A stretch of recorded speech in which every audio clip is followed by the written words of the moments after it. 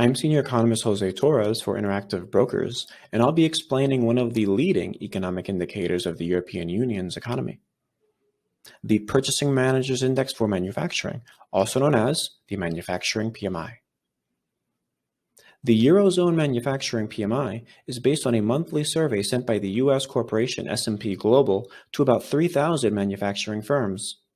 The headline number is a seasonally adjusted, weighted average of the following 5 components based on survey answers from manufacturing purchasing managers.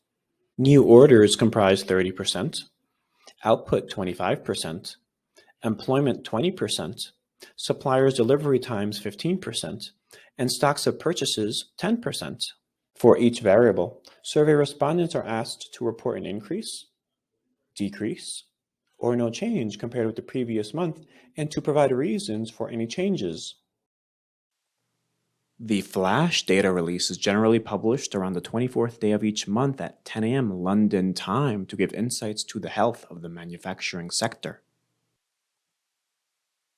A final data release is released about 1 week later around the first business day of the month when better data are available. S&P Global provides PMI data to help governments, financial institutions, corporates, and market participants forecast, analyze, and plan for current and future economic developments. PMI is a popular indicator of manufacturing conditions and is published globally in the United States, China, India, Latin America, and others by S&P Global and different providers. However, the different providers adopt a similar diffusion methodology. The diffusion index the PMI is reported through uses a central index reading of 50 to indicate zero change relative to the prior monthly reading. If the PMI level is above 50, then the series is expanding, and if it is below 50, then it indicates contraction. Investors tend to focus on the highly weighted new orders component as a leading indicator on the health of the Euro economy. Separately aggregated national data are available for Germany, France, Italy, Spain, the Netherlands, Austria, Ireland, and Greece, since those countries make up roughly 90% of Euro manufacturing activity in aggregate. Multiple moving parts of the economy must be coordinated in the manufacturing sector, which is capital intensive and interest rate sensitive. Banks are often needed to lend the money, commodities to put things together, people and heavy machinery for labor, and real estate to operate. Considering all the moving parts involved in the manufacturing sector, the PMI is a useful indicator of future economic growth. Whenever one of the many contributors to the manufacturing sector appears weak, it often indicates underlying economic weakness. Slowing manufacturing activity typically indicates that businesses are unwilling to invest, that credit is tightening up, or that demand from customers is weak.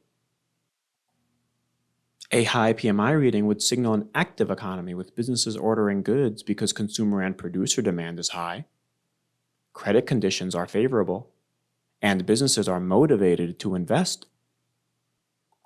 The expansion of the PMI is indicative of a strong economy which will likely result in a sequence of positive events.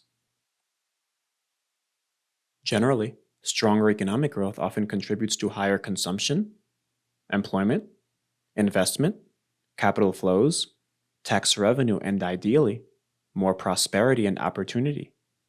If manufacturing weakens in the EU like it did during the 2008 financial crisis, the 2011 Euro recession, and the COVID-19 recession, it will signal weakness for the Euro economy that could possibly negatively affect the global economy as well due to its interconnected nature, alongside the influence Euro investors, companies, and governments have. The EU comprises 15% of global economic activity. For a full and comprehensive look at manufacturing conditions globally, following the US PMI and China PMI are useful as well, since the US, China, and the Eurozone represent roughly half of global GDP. To forecast manufacturing PMI, We'd look at economic indicators such as retail trade as a measure of consumer demand, daily commodity price action to get a gauge of how manufacturing inputs are doing, and economic sentiment to monitor business and consumer confidence, expectations, and uncertainty. In addition, we listen to the earnings calls and monitor the stock performance of some of the largest manufacturing companies for signs of an economic slowdown or expansion. Volkswagen, Airbus, Mercedes-Benz, Siemens, BMW, Unilever, and ArcelorMittal are some to pay attention to. Paying attention to the European Central Bank meetings and commentary is important as well, because higher interest rates and tighter credit conditions hamper business investment and constrain capital-intensive industries like manufacturing and real estate. A PMI reading below expectations may cause stocks to decline due to expectations of slower economic growth, though it is not always the main factor driving market movements. Stock prices may rise if the PMI reading exceeds expectations, owing to economic optimism.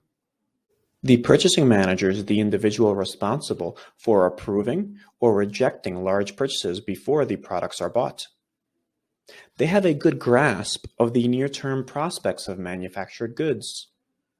When considering possible economic slowdowns or recessions, as well as the potential benefits of economic growth, it is important to monitor the behavior and sentiment of purchasing managers.